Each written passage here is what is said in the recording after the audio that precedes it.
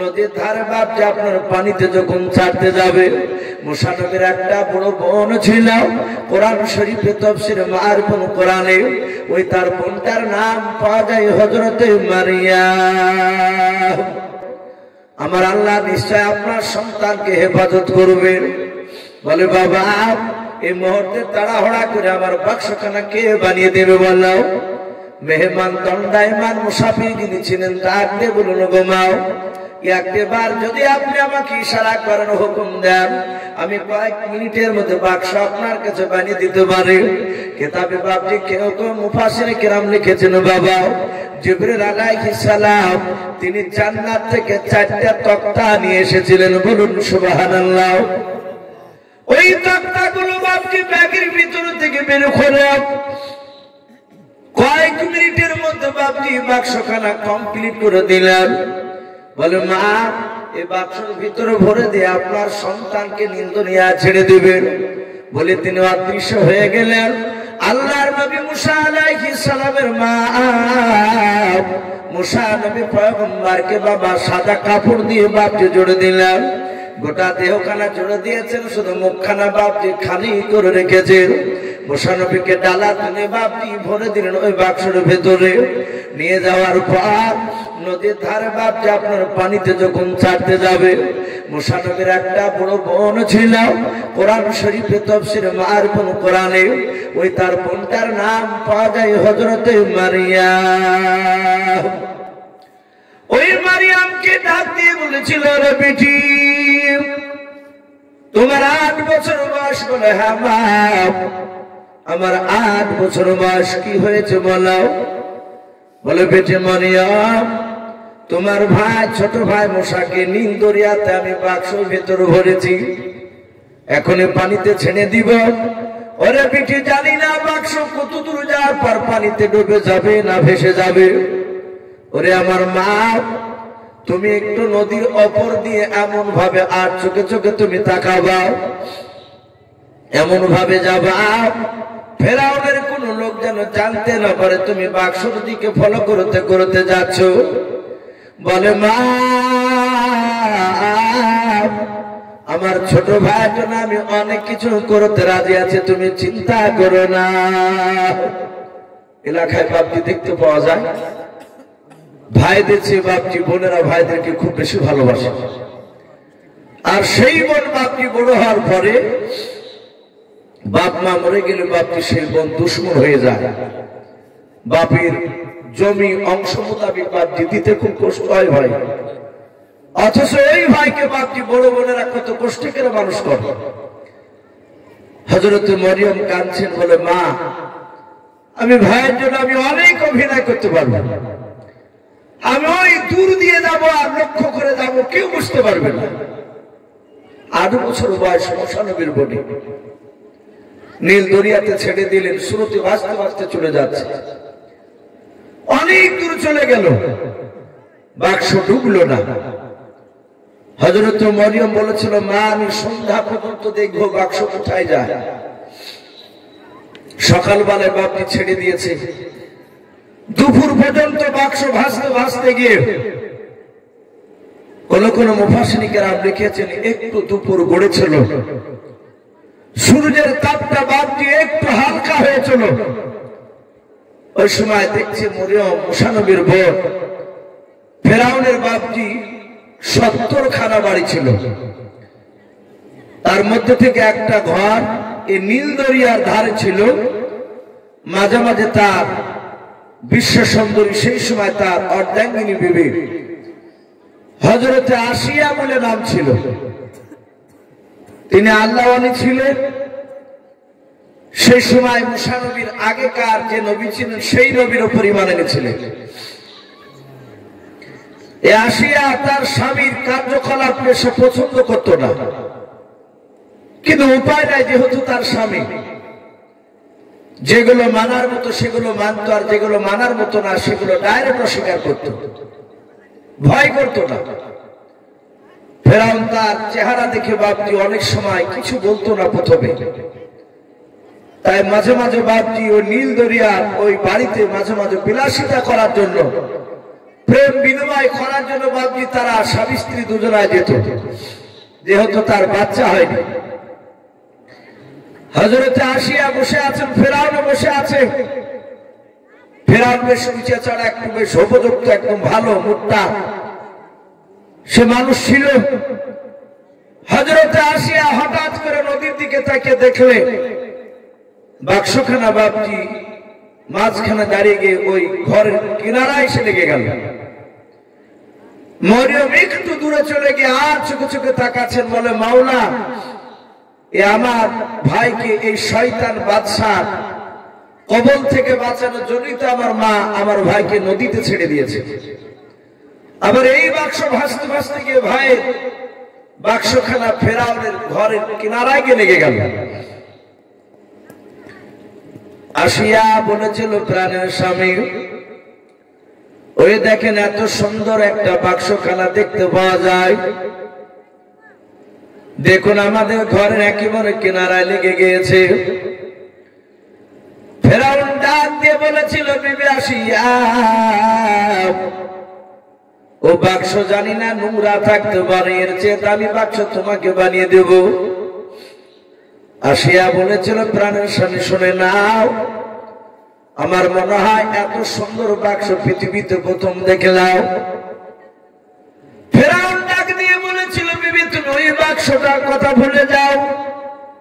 ডাক দিয়ে বলে, আমি বাক্সর কথা বলতে পারি নাই, একটু দয়া করে বাক্সটা একটু উঠে নিয়ে এসে দেখো বাক্সের ভিতরে কি ভরা আছে। ওপরে এত সুন্দর, না জানি ভিতরে কি ভরা আছে। ফেরাউন ধরতে যায়, আল্লাহর কুদরতে বাবজি ফেরাউনের স্পর্শ প্রথমে হলো না বাক্সের উপরে। মাঝ নদীতে মনে হচ্ছে তলা দিয়ে দড়ি দিয়ে কেউ যেন টেনে নিয়ে চলে যাচ্ছে। আবার ফেরাউন ডাক দিয়ে বলে, ওরে বিবি আসিয়া, কি ব্যাপার, বাক্স গভীর পানির দিকে কেন চলে গেল? আমি তো সাঁতার কাটতে জানিলাম। এখানে কোন প্রজা নাই যে প্রজাটাকে হুকুম করব, কারণ আমরা এখানে প্রেম বিনিময় করতে এসেছি, এখানে কাউকে আসতে দেই নাই। আসিয়া বলে, স্বামী গো, ওই দেখেন আবার বাক্সটা ভাসতে ভাসতে আবার ওই কিনারায় আসছে, আবার ধরতে যায়, আবার চলে যায়, আবার চলে আসে, আবার ধরতে যায়, চলে যায়। এইভাবে বাবা ৬-৭ বার ধরতে গিয়ে ফেরাউন ধরতে পারলো না। আসিয়া বলে, স্বামী গো, আপনি যাবেন না দেখে আমি ধরতে পারি কিনা। আসিয়া মনে মনে বাপকে তিনি বিসমিল্লাহর আমল করতেন, বলুন সুবহানাল্লাহ। ফেরাউন জানতো না মুসা নবী পয়গম্বর আলাইহিস সালাম ভরা আছেন। আসিয়া মনে মনে বিসমিল্লাহ বলে ডান হাতটা বেড়ালেন, বাক্স গেল না। আল্লাহর কুদরতে বাপনি মনে হয় যে বাক্সটা কেউ যেন তলা দিয়ে হাত দিয়ে যেন কেউ যেন তুলে দিল। ফেরাউন টানার চেষ্টা করে তুলতে পারে নাই। আসিয়া জাহাতে আবার বিসমিল্লাহ বলে বাপ হাত দিলেন, জানালাটা নাই, বাক্সর বাপ যে আপনার ডালাটা খুলে গেল। খুলে যাওয়ার পর সঙ্গে সঙ্গে বাবা মুসা নবীর আপনার দুধ মাপ, ওই যে আপনার পালিত মাও, এ আসিয়া যাহাতে বাপ যে আপনার নজর করলেন। মুসা নবী পয়গম্বর তিনি ঠোঁট লড়ে একটু মৃদু মৃদু হাসলেন, আর ওই হাসিতে হযরত আসিয়া মুগ্ধ হয়ে গিয়েছেন, বলুন সুবহানাল্লাহ। ডাক দিয়ে বলেন, এ বিবি আসিয়া, কি দেখতে পাচ্ছ কেন? বলে, খুবই সুন্দর একটা ফুটফুটে বাচ্চা ছেলে, দেখে কত সুন্দর ভাবে আমার দিকে তাকে হাসলো। ফেরাউন বললে, দেখো তিনি বেটা ছেলে না মেয়ে ছেলে? বলে, বেটা ছেলে। বলে, বিবি আয়, নিশ্চয় আমার ভয়ে সন্তানকে নিন্দরিয়া ছেড়ে দিয়েছে, একে হত্যা করবে, কে বেঁচে রাখবো না। বলে, স্বামী দেখেন কত সুন্দর ভাবে হাসছে। ফেরাউন জাহাতে বাপজি তাকিয়েছে, সঙ্গে সঙ্গে বাপজি মুসা নবী চোখ দুটো এমনই মোটা করেছে। ফেরাউন জানে না কিন্তু আল্লাহ রাব্বুল আলামিন মুসাকে তো নবীকে পাঠিয়েছেন আল্লাহ, উনি তো নবী হবে। ফেরাউন বলল, বিবিরে দেখ দিনে আমার দিকে তো হাসছে না, কেমন করে যেন তাকাচ্ছে, এই বাচ্চাকে মেরে দে। আসে বলল, না আমাদের সন্তান নাই, এই ছেলেকে লালন পালন করলে আপনাকে আব্বা বলবে, আমাকে মা বলে ডাকবে। ফেরাউনকে এমন কিছু যুক্তি দেখালো আসিয়া, তাতে রাজি হয়ে গেল। এতক্ষণ মারবো বলে সে চিন্তা ছিল। ফেরাউন বলল, বিবি ঠিক আছে, তোমার কথাতে আমি সন্তানকে মেনে নিলাম, কিন্তু শোনো ছেলের নাম কি রাখা যাবে? ফেরাউন বাপজি বাচ্চাকে তুলে নিয়ে গেল রাজ দরবারে। কয়েক হাজার লোক শুনতে পেয়েছে যে মুসা নবী ফেরাউন একটা বাচ্চা নিয়ে এসেছে। ফেরাউন চিৎকার করে বলল, এ বাচ্চা আমার, আর এই বাচ্চাকে আমার কোন প্রজা, কোন নাগরিক যদি বলে যে পড়িয়ে পাওয়া বাচ্চা ফেরাউন মানুষ করছে, তাহলে যেই বলবে যে মুসার আব্বা আমি ফেরাউন নয়, তাকে হত্যা করা হবে, তাকে জবাই করে দেওয়া হবে। মানুষ সবাই ভয় বাচ্চার কেউ মুখ খুলল না। সবাই মিলে, হ্যাঁ বাচ্চা, আমরা আজ থেকে আপনার ছেলে বলি ডাকবে। ছেলের নাম কি রাখবে? ফেরাউন কারো নাম রাখে নিবে না, আর নাম যে মুসা তা কেউই তো জানে না। মুসা নবীর বোন, মুসা নবীর মা জানার, মুসা নবীর বড় ভাই হারুন জানে, কিন্তু ওই জায়গায় কেউ তো নাই, তার মা নাই। মরিয়ম আছে একটু দূর থেকে, বাপ যে দৃশ্যবেলা দেখছে। আল্লাহ রাব্বুল আলামিন আসিয়ার মুখে বাপ ওই মুসা নবীর নামটা বের করে দিলেন। বলুন সুবহানাল্লাহ। বলেন ছেলের নাম মুসা রাখলে কেমন হয়? ফেরাউন বলে, খুব সুন্দর নাম, এই মুসা নাম আমি পছন্দ করলাম। ফেরাউন চিৎকার করে নাম ঘোষণা করে দিল। ফেরাউন বলল, বিবি আসিয়া, তোমার তো স্তর থেকে দুধ বেরোবে না, যেহেতু তুমি বাচ্চা জন্ম দিতে পারো না। বলাই দাইবা, তাড়াতাড়ি হামা নিয়ে এসো, আমার সন্তানকে বাঁচানো লাগবে, অনেকক্ষণ ধরে দুধ খাই, কখন যে বাচ্চাকে নদীতে ছেড়েছে তাও জানি না। প্রথমে একটা দাইমা আসল। মুসা নবী বাপ যে কান্না করেছে, শুধু মনে মনে চিন্তা করেছে, মা কেন আসে নাই। ওই দাইমা কোলে নিয়ে বাপি মুসা নবীকে অনেক বাপি শত চেষ্টা করে দেখলো, তার স্তনে মুখ লাগিয়ে দুধ পান করাতে পারলো না। আর একটা দাইমা আসলো, সেও পারলো না। এইভাবে বাবা এক না দুই না, প্রায় মোটামুটি 370টার উপরে দাইমাও, তারা সবাই বাপে ফেলোয়ার হয়ে গেল। কারো স্তনে মুখ লাগিয়ে দুধ পান করে না, মুখটাই নিয়ে যায় না। তাই মারা মুসা নবীকে কোলে নেয়। মুসা নবী একবার তাকিয়ে আর তাকাই না। উনি চিনতে পারেনি আমার মা নাই, আর বাপকে দুধ খাওয়াতে কেউ পারলো না। ফেরাউনের বাপকে কপালটা ঘেমে গিয়েছে। সন্তানের চিন্তায় সন্তানকে দুধ না খাওয়াতে পারে, সন্তানকে বাঁচানো সম্ভব হবে না। সূর্য এইদিকে বাপটি পশ্চিম দিকে অস্তমিত হতে চলেছে। ডুবো ডুবো অবস্থায় নালি দেখা দিয়েছে রে বাবা। সাথে সাথে হযরত মরিয়ম বলে, বাপজি মেয়েটা আপনার আজানের ভান করে এসে বলেছিল, ওগো বাদশাহ,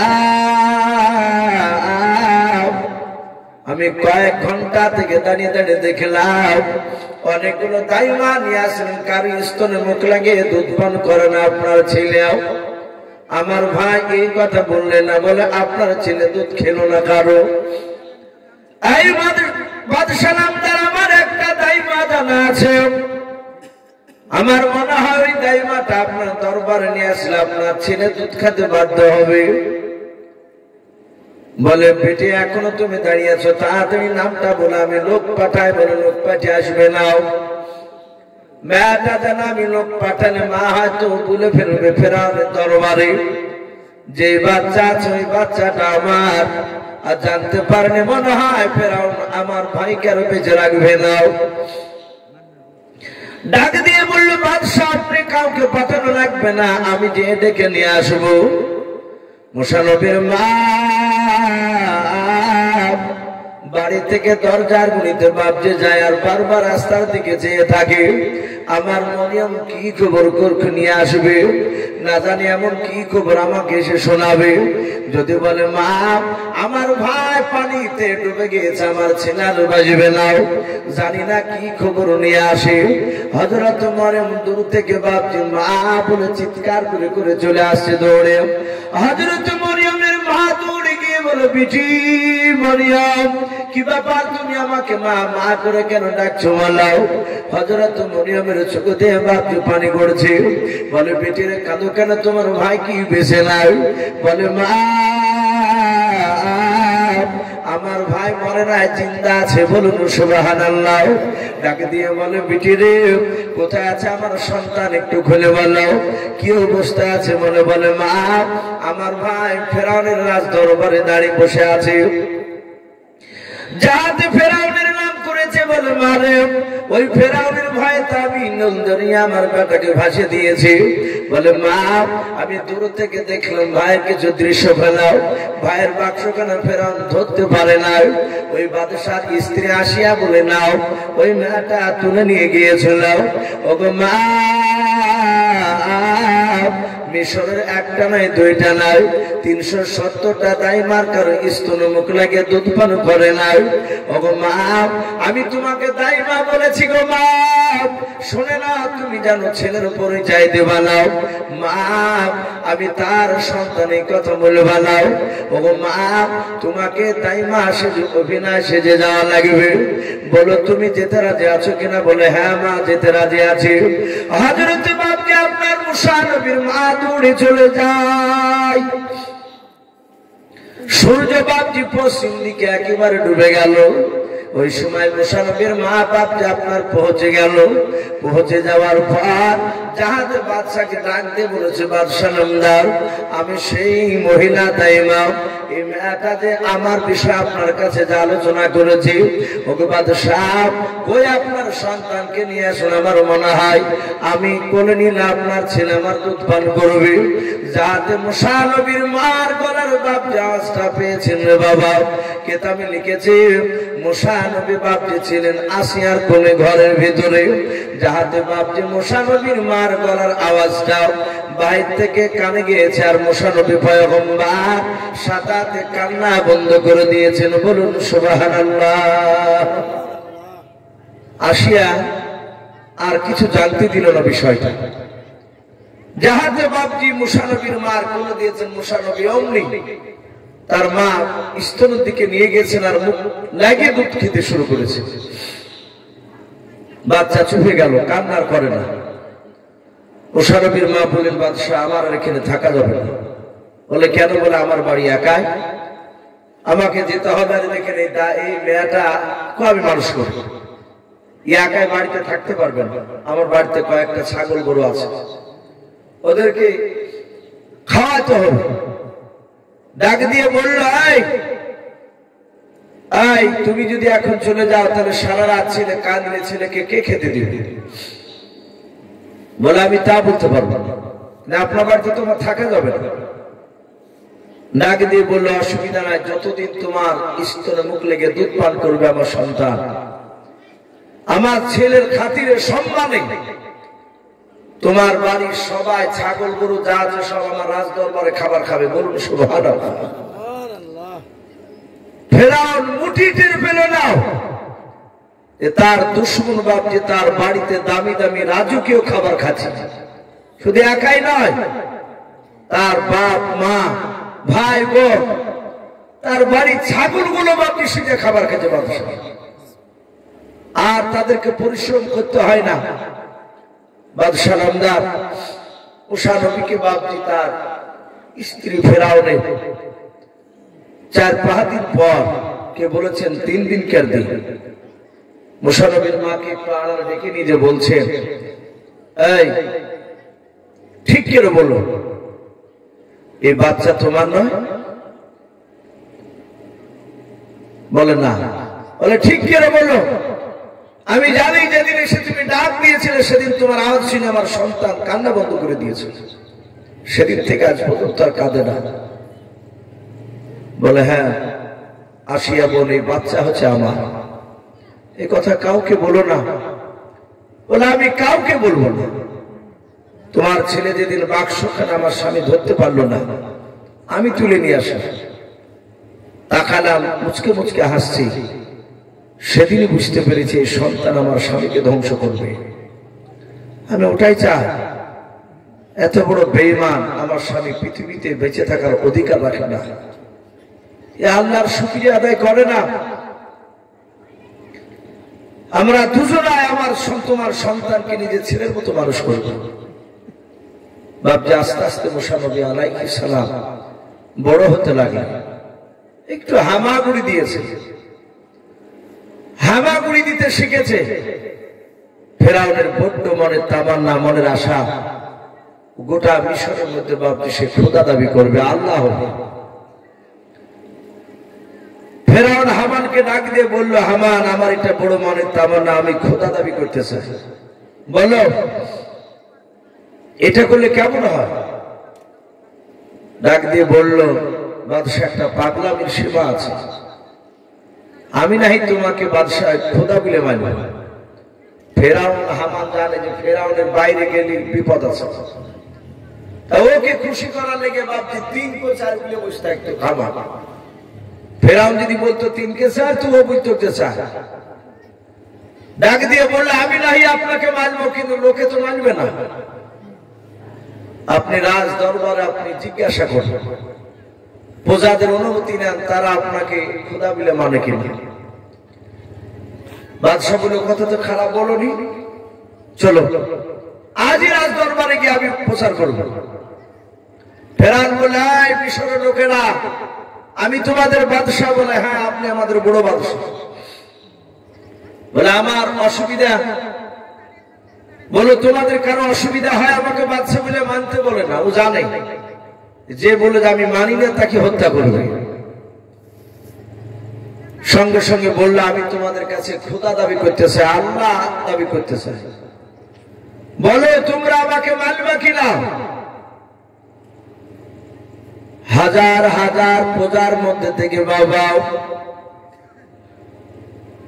কিছু বাপ যে হক বাদে আপনার মানুষেরা ছিল, তারা ডাক দিয়ে বলেছিল, বাদশাহ নামদার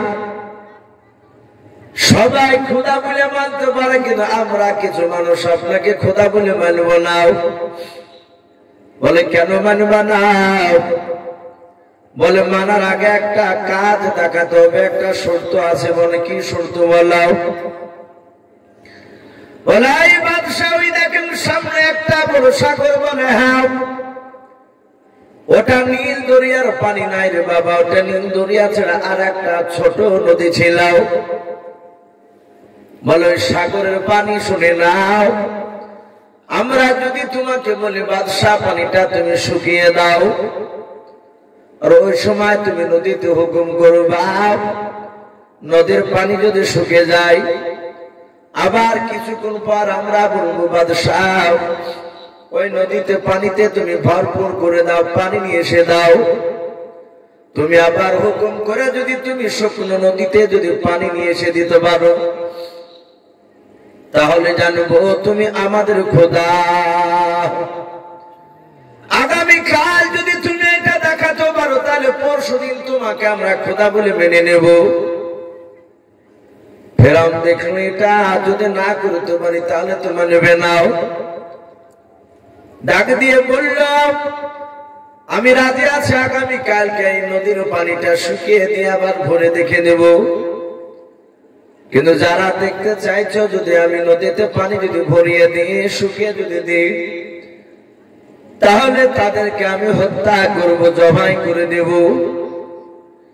লোকেরা ভাব যে আমার ভাই থরথর করে কাঁপতে লাগলে তুমি মেরে দিবে আমাদেরকে। বলে লোকেরা আজকে চলে যায়, আগামীকালকে আমি বৈকাল বেলায় না জোহরের সময় দুপুর বেলা আমি পানিটা শুকিয়ে দেখাবো, আমি তোমাদের কাছে সবাইকে নিয়ে যাব। সবাই মিলে বাপ যে আপনার রাজ দরবারে আছে, যাওয়ার আগে বলল বাদশাহ নামদার, ও প্রজারা শুনে নাও, আজকে সন্ধ্যা লেগে গেল, সূর্য ডুবে যাওয়ার পর সকালবেলা সূর্য উদিত হওয়া পর্যন্ত, সূর্য ওঠা পর্যন্ত এই সারা রাতের মধ্যে আমার মিশরের মধ্যে কোনো মানুষ বাড়ি থেকে বেরোবে না। ঘর থেকে যদি রাত্রিবেলায় যারা বেরোবে তাদেরকে হত্যা করা হয়ে যাবে। হামান প্রচার করে দিল, সবাই ভয়ে বাপকে বাড়িতে ঢুকে গেল, কেউ বেরোতে পারবে না। বাদশাহ নামদার রাত্রি 8টার দিকে বাপকে আপনার বেশ অন্ধকার ঘুটঘুটে রাত্রি হয়েছে। ওই সময় বাদশাহ ফেরাউন ডাকতে বলে, হামান রে, তোমাকে বাড়িতে থাকতে হবে, বাইরে বেরোতে পারবে না। হামান বললাম বেরোবো না। হামানকে ফেরাউন বাড়িতে নিয়ে গিয়ে ঘরে বলে দিয়ে বাহির থেকে তালা মেরে দিলাম। ফেরাউন বলল, সকালবেলায় এসে তোমার ঘরের তালা আমি খুলে দেব। সবাই ভাবছে আপনার বাড়িতে থেকে গেল, কেউ বেরোয় নাও।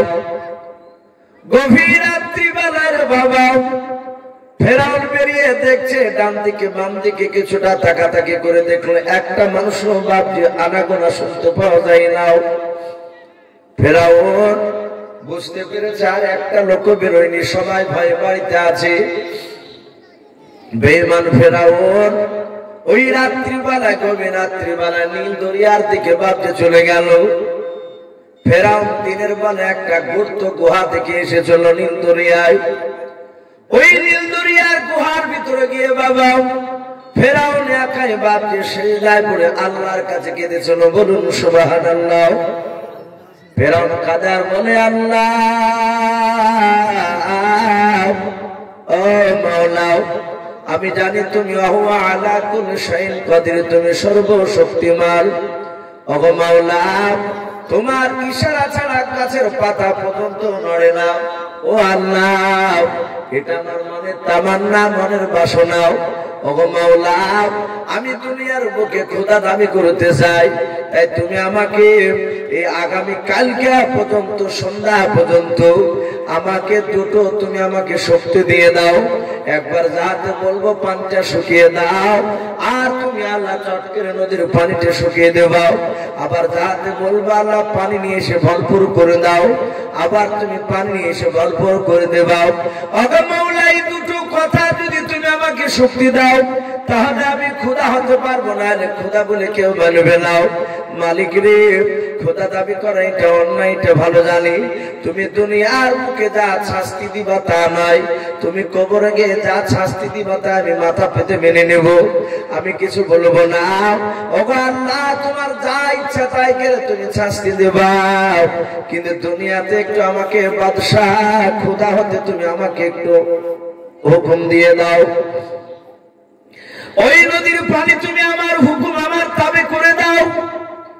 ফেরাউন বাপজি আল্লাহর কাছে সিজদায় পড়ে পড়ে কাঁদছিল। সঙ্গে সঙ্গে বাবা একটা মানুষ রূপ ধরে এসে বাবা হযরত জিবরিল আলাইহিস সালাম। ফেরাউন সিজদায় পড়ে কাঁদেন। ফেরাউন এটা জানতো, আমার আল্লাহ পৃথিবীর সব ইবাদতের চেয়ে বাবা মাথা নত করা সিজদা যখন আল্লাহকে করে, আমার আল্লাহ বলে আমি বড্ড খুশি হয়ে যাই। বলুন সুবহানাল্লাহ। মাটিতে মাথা দিয়ে যখন সিজদা করে আল্লাহ দরবারে, তখন আল্লাহ বলে আমি আমার রহমতের যশো ডুব দিয়ে দিই। যে সিজদায় পড়ে কাঁদে আমি তার জীবনের গুনাহ সব মাফ করে দিয়ে তার দোয়া কবুল করে নিই। ফেরাউন এটা জানতো, তাই ফেরাউন বাপজি সিজদায় পড়ে কাঁদছে আল্লাহর কাছে। পিঠে যাহা তাহা দিয়েছে, চাই কে রে, আয় কে? পেছন থেকে তাকে দেখছে একটা অপরিচিত মানুষ। বলে, তুই জানিস নি আমি বলি নাই যে বাড়ি থেকে বেরোলে হত্যা করা হবে? বলে, বাদশাহ আমি আপনার প্রজা নয়, আমি ভিন দেশের মুসাফির। বলুন সুবহানাল্লাহ। আদৌ তো সে মুসাফির, ওর দেশের প্রজা নয়। ডাক দিয়ে বলল, এই আমি যেখানে সেজদায় করছি তো লোকে জানি নিবে, তুই জানি নিবি বলে আমি আপনি আর আল্লাহ ছাড়া কেউ জানে না। হে বাদশাহ, আমি একটা প্রশ্নের উত্তর জানতে এসেছি। বলে কি? তাড়া করে বলছে, তাড়াতাড়ি করে বল। বলে হে বাদশাহ, আপনার বাড়িতে একটা মানুষ খায় পরে থাকে, তার বিনিময়ে আপনি টাকা নেন না, কিন্তু একদিন তাকে বললেন যে তুমি আমার অমুক কাজটা করো, আর সে বলে আমি পারবো না, ইচ্ছাকৃত সে করলো না, সে লোকটাকে আপনি কি করবে? ফেরাউন বলে, আয় বেয়াদব ভাই, এই সামান্য এটা জানতে এসেছো? তুমি জানো না? বলে না, আমারই খাবে, আমার বাড়িতে থাকবে, আমারই পরবে পোশাক, আর আমি কাজ হুকুম করবার কাজ করবে না। আমার মন বলে তাকে নিয়ে এসে নদীতে পানিতে ডুবে ডুবে মারবে। জিবরিল আলাইহিস সালাম পকেট থেকে একটা কাগজ কলম বের করে বললেন, বাদশাহ একটু সহি করে দিন। সাথে হাতে বাবজি সিগনেচার সহি করে দিল। ও জানতে পারলো না যে সম্রাট জিবরিল আলাইহিস সালাম বাবজি এ নিয়ে চলে গেল সহি করে। সম্মানিত ভাইরা, আমার বাবা জীবনেরা, ফেরাউন সকালবেলায় বাবজি আপনার এসে রাজ দরবারে বলে, কারা নীল দরিয়ার পানি শুকানো দেখতে চাও? চলো, কিনা আমি শুকিয়ে দিব, আবার ভরে দিব, যারা দেখতে চেয়েছে তাদেরকে হত্যা করব। ফেরাউন এটা মনে মনে ভাবছে, যদি পানি যদি না শুকায়, আল্লাহ যদি সে ক্ষমতা আমাকে না দেয়, ও তো সেজদায় পড়ে কেঁদেছে। ওদিক আসে ভাই মতিউর ভাই আর ইমদাদ ভাইকে বলছে, ভাই আপনারা একটু স্টেজে আসুন। ভাই মানুষ একজন দুজন করে আসছে, টাকা দিচ্ছে, আপনারা একটু সামনে আসুন। বাবজি আমি বলছিলাম, ফেরাউনের এই হুঙ্কার শুনে বাবজি যারা দেখতে চেয়েছিল তারা বলে, বাদশাহ আমরা কেউ আর দেখতে চাই না, আপনাকে নির্দ্বিধায় খোদা বলে বলবেন। সবাই ভয়ে রাজি হয়ে গেল। বলে আমি আগামীকালকে খোদা দাবি করবো। প্রজারা বললো, বাদশাহ আপনার সন্তান মুসা খুব সুন্দর, ওকে আগামীকাল নিয়ে আসবেন, আপনি খোদা দাবি করবেন, আমরা আপনার সন্তানকে দেখব। ফেরাউন মাঝে মাঝে বলতো, আমি ঠিক নিয়ে যাবো রাজদরবার। বাড়িতে এসে বললো, বিবে আগামীকাল সকালবেলা বের করে দিব, আমার সন্তানকে সুন্দর করে সাজিয়ে দিবা, আমি সকালবেলায় যাবো, আগামীকাল খোদা দাবি করব। বলে তাই? বলে হ্যাঁ। মুসা আলাইহিস সালাম বাবজি হামাগুড়ি দিতে শিখেছে। সুন্দর করে মুসা নবী আলাইহিস সালামকে তার মা আসিয়া সাজিয়ে দিয়েছে। ফেরাউন কল করে নিয়ে মুসাকে নিয়ে বাবজি চলে গেল। রাজ দরবারে হাজার হাজার কয়েক লক্ষ বাবজি মানুষ, সবাই খোদা দাবি করবে। ফেরাউন কিভাবে সেটা দেখবে, প্রজারা খোদা বলে মানবে। মুসা আলাইহিস সালামকে পাশে বাবজি বসে রেখেছে। ফেরাউন শুধু বলেছে, আনা রাব্বুকুমুল আ'লা। এই কথাটা কোরআন পাকে আল্লাহ লিখে দিয়েছেন ফেরাউনের, যাহাতে বলেছে আনা রাব্বুকুমুল আ'লা, সব আল্লাহর চেয়ে আমি বড় আল্লাহ। ফেরাউন যে আল্লাহকে মানত না বাবজি তা নয়, আল্লাহ আছে এটা জানতো, তাই বলেছিল আনা রাব্বুকুমুল আ'লা, সব খোদার চেয়ে আমি বড় খোদা, সব আল্লাহর চেয়ে আমি বড় আল্লাহ।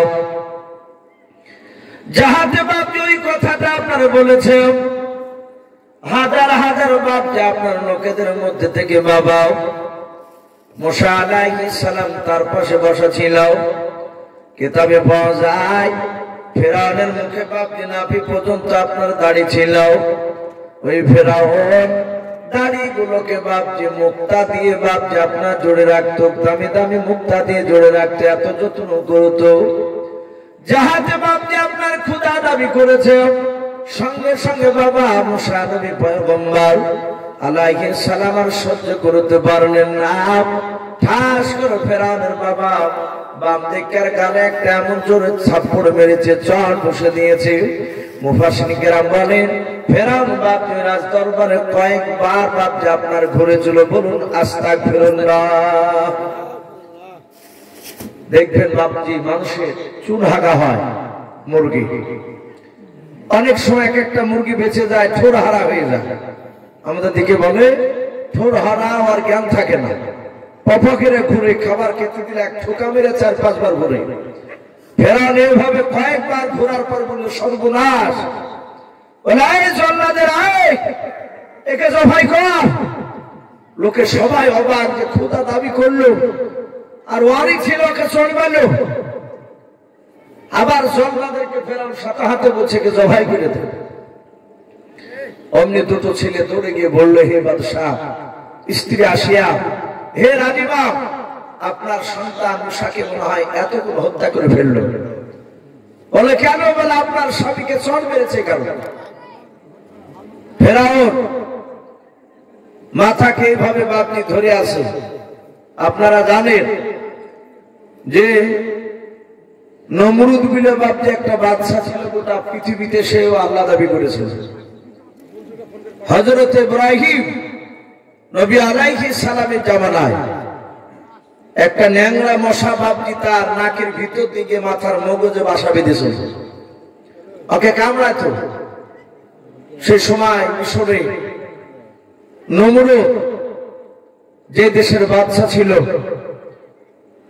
সব বাপনি তার কবিরাজ ডাক্তার সব বাপনি ওষুধ ফেল সারে না।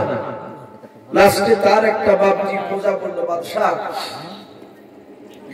ওই লোকটার হ্যান্ডিক্যাপ, ওর জুতিয়াটা একটু ব্যাকা টাইপের পা, তো জুতিয়াটা চরুষিয়ে থাকে না, তো ওই হ্যান্ডিক্যাপ লোকটার পায়ের জুতিয়ে দিয়ে দুবারই মারণ ধিনি, এই জাহাজে মারণ ধিনি বলেছে। আর বাদশা বলে, আয় বেয়াদব, তুই আর জুতিয়ে মারতে বলে আমার মাথায়। সাথে হাতে লোকটাকে বাপজি জবাই করে ফেললো নমরুদ। কিন্তু এই যন্ত্রণা বাপজি কবে না। লাস্টে তখন বলল কিছু লোক, বাদশাহ সব দাওয়াই তো দিয়ে দেখলেন, সব ওষুধ দিয়ে কোনো কাজ হয়েছে না, তো লোকটা তো বারবার করে বলেছিল আর ন্যাংরা পায়ে জুতিয়ে দিয়ে মারতে, তোকে তো জবাই করে ফেলেছে, একটু দেখেন না কমে কিনা। বাদশাহ দেখলো, তাই তো মানুষ বিপদে যখন পড়ে, বা আগে দেখেন মানুষের শিউলি হতো, এখনো হয়। তো কিছু লোক, জানি না আপনাদেরকে সব কথা ছিল কিনা, একটা লোক বলতো যে শিউলি ভালো হলে, যে সাদা সাদা বলে না যে শিউলি গালা, শিউলি বলেন তো নাকি, তো বলতো যে লম্পর তেমনি করে হাত ধরতে হবে, কিংবা লম্পর ওই যে হারিকেন সব কালি থাকতো কাছে, ওই কালিকে নিয়ে মুখে মাখে ঘুরে বেড়াইতে হবে, তবেই কমবে। মানুষ বাপটি ভাবতে মনে ভালো হবে, অনেক ভালো ভালো ছেলে মেয়ে বাপটি কালি মেখে ঘুরে বেড়াইতো, কিন্তু কমতো না। তো মানুষ বিপদে পড়লে যা বলবে তাই শুনবে। তো লাস্টে ফেরাউন নমরুদ দেখলে তার উপায় নাই, বলে জুতি দিয়ে মারছিনি, এই জাহাতে বাপটি মারিয়েছে একবারই, তো যন্ত্রণা একটু হালকা কমেছে, আবার মারিয়েছে আরেকটু কমেছে, এভাবে মারতে মারতে মারতে মারতে মারতে মারতে যখন বাপটি একবারে 101বারই মারিয়েছে আর যন্ত্রণা কমে গেছে, বলুন আলহামদুলিল্লাহ। এই যে বাপটি আপনার এই নমরুদকে মারতে লাগলো শীতের বাড়ি 101বারই, এটি হলো বাপটি তার ওষুধ। কিন্তু সবসময় কামড়াতো না মশা, ঠিক একবারে যাহাতো মজমাতো বক্তব্য দিত, লোক জমে যেত, আর কুটুস করে ওকে তার ঢুকতে হতো না, ঢুকাই তো আছে ভিতরে, মগজে কামড়ি দিত, কারণ বাপটির পাশে জুতিয়ে দাঁড়িয়ে থাকতো, কখন উঠবে ঠিক নাই। আবার 101বারই মারত, তখন থামতো। লাস্টে মারতে মারতে মারতে বাপটি সেদিন এমন জোরে বেশি বাড়িয়েছে, ফটাম করে বাপটি মাথা চাঁদি ফাটিয়ে দেখছে ফুরুত করে ন্যাংরা মশা উড়ে চলে গেল। নমরুদের নয়, ফেরাউনের এমনই বাপটি মাথায় যন্ত্রণা, আসি এসে বাচ্চাকে কেড়ে নিয়েছে। মুশারফের মাও চলে এসে কাঁদছে, ডাক দিয়ে বলল, হে বাদশাহ নামদার, আমার সন্তান অবুঝ বাচ্চা ছেলে মহব্বত করে মারিয়েছে তোমাকে। বলে বিবি, মহব্বতের মান নয়, আল্লাহ নবী বলেছে এক একটা নবীর শরীরে আল্লাহ রাব্বুল আলামিন দুনিয়ার 4000 যুবকের শক্তি দান করেছেন, বলুন সুবহানাল্লাহ। এক একটা নবী দেহতে দুই হাতে। দুনিয়ার 4000 যুবক, আমার মনে হয় 4000 যুবক যদি বাপটি একত্রিত হয়ে এই একাতলা বাড়িকে যদি বাপটি সেরকম ক্যাপাসিটিকে যদি বাইরে ঘাড়ে তুলে দিত, টানি তুলে ফেলবে। তাহলে এত শক্তি মহান রব্বুল আলামিন নবীতে দিয়েছেন। মুসা নবীর মা বলে, বিবিরে আমার মনে হচ্ছে গোটা পৃথিবী আমি অন্ধকার দেখছি, ঝাপসা হচ্ছে চোখ। লাস্টে তাকে পরীক্ষায় ফেলা হয়েছে।